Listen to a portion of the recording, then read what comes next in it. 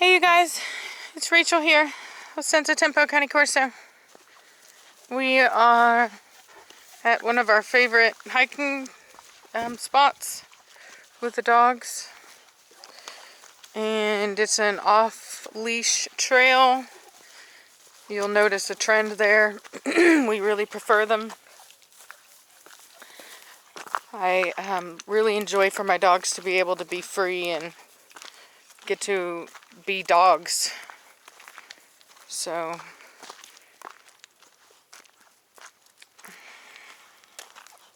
that's where we go.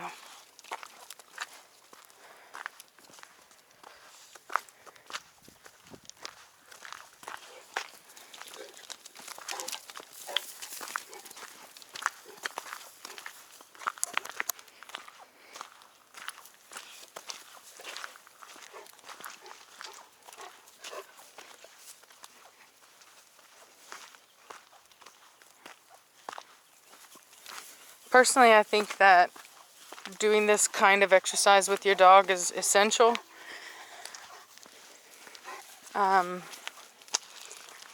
There's something to say for if you can't control your dog off leash.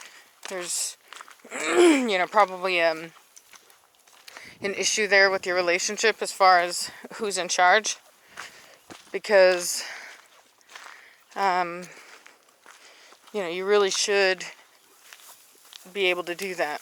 It's a very natural thing to walk as a pack together, and you should definitely have control over your pack or your dog if it's just you and that dog. And I also really love doing it for people who have dog aggressive dogs. I like to take their dogs on hikes with mine, and I like to, what I will do is I'll initially, if their dog is really aggressive, like if they can't even verbally control the dog without the dog attacking, then I will have them wear a muzzle, and that way the dog can't actually do any damage.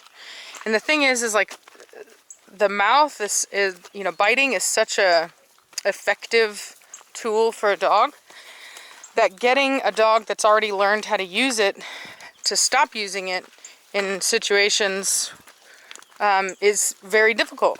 That old saying, why fix it if it ain't broke? It's the same thing. It's going to be very hard to get them to not do that. So a muzzle is a great way to take away the mouth, and it forces them to have to deal with the situation in a different way, and it makes them use their brain, and have to start figuring out new ways of handling these situations. And then what we do to focus in a dog park situation, you don't want to start that way, because there's dogs all around, and there's going to be untrained dogs and dominant dogs, things like that, which are just going to be way too much for a dog that is a biter, that is dog aggressive. So for whatever reason, whether it be fear or dominance, either one, doesn't matter. It's just going to be too much for them. But something like this with a pack that's really balanced like mine is a good idea, because what it ends up doing is it ends up giving them a new way of viewing dogs. So they don't view everything as this like sizing up competition, where they come into a dog park and they get sized up by everybody and everybody kind of asserts themselves or whatever. It's not like that. It is just a pack moving through the environment together in a very natural way, not engaging or challenging one another, just on a mission to go explore together. And so it allows the dog to just be a dog and be around other dogs in a non-competitive way. Now, it doesn't mean that there aren't going to be issues of dominance or even aggression. Those are going to happen, especially if the dog has a history of aggression. So it's going to happen. But the cool thing is that with the muzzle on, you know, they'll get dramatic and they'll do their little thing, but nothing will happen from that. Especially if they're around like my dog. And they'll realize they can't use their mouth, and eventually they'll stop trying because they won't have the intended effect. And so it is a way of getting them to stop that behavior. And then what it does is it allows you to begin to start to get control again. So you can, in a way that you probably wouldn't have before. So let's say that you have a really aggressive dog and he gets turned on by other dogs getting excited. So maybe there's some other dogs that are playing with a ball and they get really excited and start biting on each other, whatever, just in play, but they're too excited. You know, they're really excited. And so he, you know, a lot of dogs will get triggered by that and they'll run over and get involved in it. And so before the muzzle, a lot of people, once that dog gets turned on by that, and what I mean by that is once their hackles are up, the tail is up, and they start marching over there, once they start that, most people can't pull their dogs back from that. But once you get that muzzle on and they start to learn that they can't use their mouth, you will actually be able to get their attention again during that phase, because they won't get turned on as much because they're not as confident in their ability to back themselves up. And then you can start to train that recall back in of as soon as you start to see them start to pay attention in a way that you know is going to end up with them going and attacking, you can immediately start to pull them back by redirecting that behavior. As soon as you see that tail go up, those hackles up, you immediately call them over to you and make them sit down and ignore it, right? Whereas before, because there was no muzzle, they would have just run over and you would have been running over and trying to break it up. So, but like I said, it really helps to be able to go to a neutral setting first to try it, to get them to learn that they can't use their mouth anymore. Because if you go right to a dog park, that your dog is gonna like bounce off those other dogs like a bumper car, or you know, whenever just in the process of learning they can't use the muzzle anymore. And that is going to terrify the people that are at the dog park with you. And it's not really fair to put their dogs through that.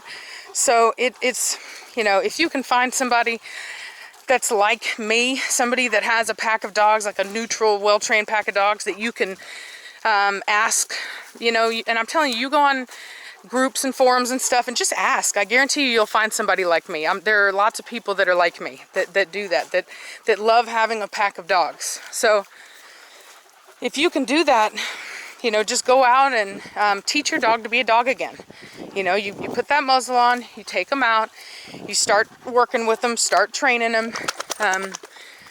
This kind of hike is really good because it exercises them and gets their brain out of, you know, combat mode into exploratory mode, and you can retrain the brain how to be a dog again. It's but it takes kind of getting back to nature. You know, you got to go back to the roots of what it means to be a dog. You have to teach them how to be just a basic dog. Look at Blondie, she's so funny.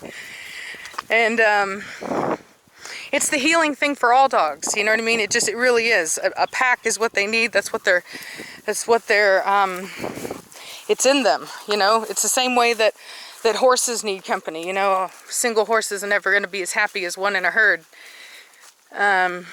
Because that's just how they are. Same thing with people. You know, we're all social. Even those of us that are considered antisocial still like to live amongst people. We just don't always want to be in their face. You know. So anyway, that's my prescription for dogs that are aggressive with other dogs. You know, is you do have to teach them they can't use their mouth anymore. I mean, some dogs can be taught wrong way. Some dogs can be caught with a collar, or sorry, taught with a collar that they can't attack anymore with collar corrections. But most dogs, once they've gotten in fights, that you really do. You know, not all of them, but most of them do need the muzzle. It's really Not that hard to fix. It's just, a lot of times it's just a habitual thing, you know. It's a learned behavior out of self-preservation. So those can be hard to train out, but and like I said, the easiest way is to just force them to do it. The brain has to rewire itself when it realizes that it can't use a specific defense mechanism. It has to adapt. So by having that muzzle on, you're forcing the brain to adapt. And you can be there to help shape that. You know, as that adaptation is happening, you're there to shape that. And so you're there to correct the behavior, to stop them from going and fighting, or to stop them from getting reactive or afraid when another dog comes up to them. So if it allows you to take control again with a dog that's already full grown and would normally be a lot harder to train. Come on, back this way. Where are you going? There's so much more water in here. Oh my God, it's so muddy. There's a little deer trail right here. Let's see if we can find that spring, see what it looks like. There's a spring here that I take my dogs to cool off. It's a little hidden spring. Alright, this is going to be a long video for people who just like watching cool stuff. So it's a straight hike. But it's honestly one of my favorite things to do, so. Alright. I like to follow deer trails. They usually already know the best way to maneuver through the terrain. So they work. Sometimes you have to get off one to go in the direction you want to go in, though. Oh, there's Preacher. Watch out, Preacher, watch out now. Pay attention. Let's see if she does. Oh, she's starting to pay attention. Finally starting to learn about the cactus. Alright. A bunch of thorns in my sock, but we're good.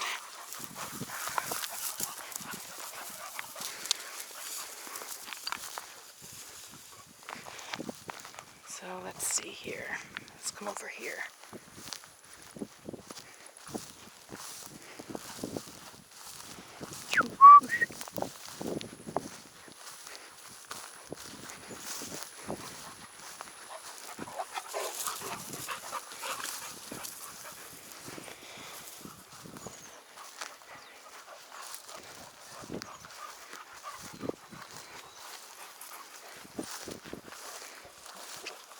Yep, it's right here. I found it. That's actually a spring. It's very cold.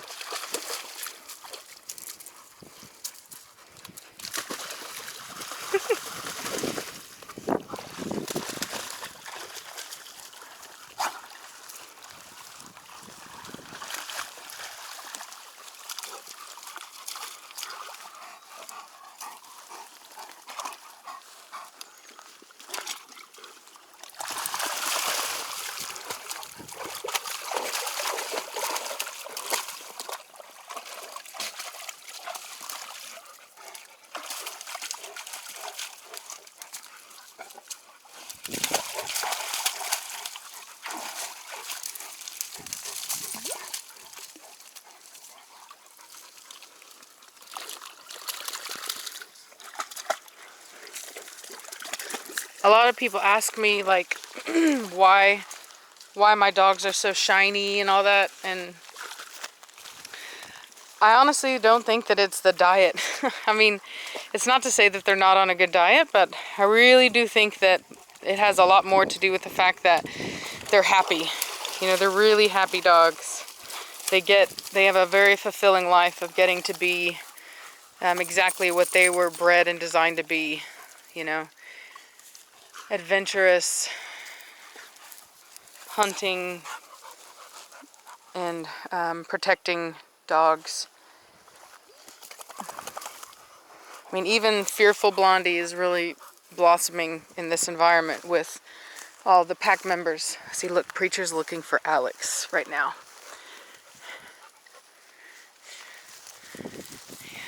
You see him prancing with his head high. He's looking for Alex right now. He knows when one of his family members is missing. Let's see if he can find him. We'll follow him. How about that? Oh, yep. I just heard Alex. So it looks like he did find him. Yep, there's Alex. And where's Preacher? Yep, there he is. There's Preacher. So he found him.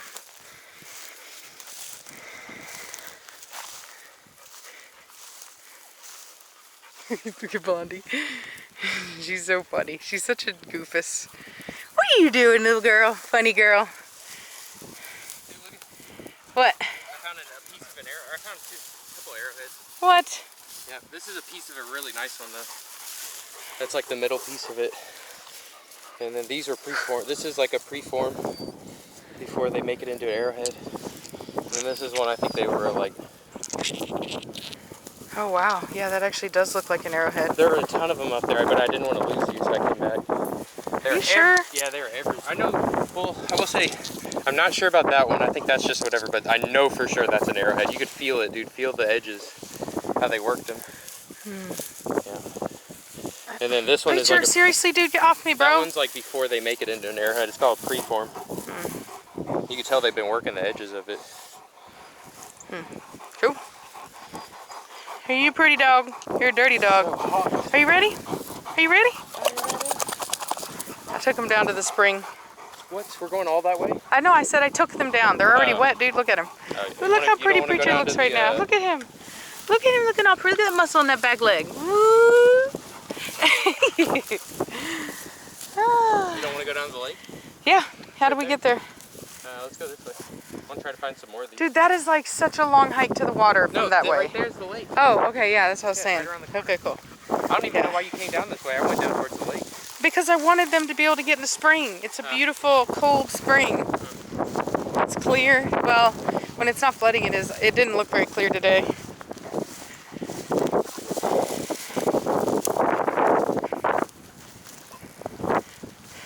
Hey. Yeah, if it rains hard again, I want to come back here and look for more, because that's whenever they get uncovered. Oh, really? Yep. Yeah, they were everywhere up there. Everywhere. See, look, this is another, probably a preform.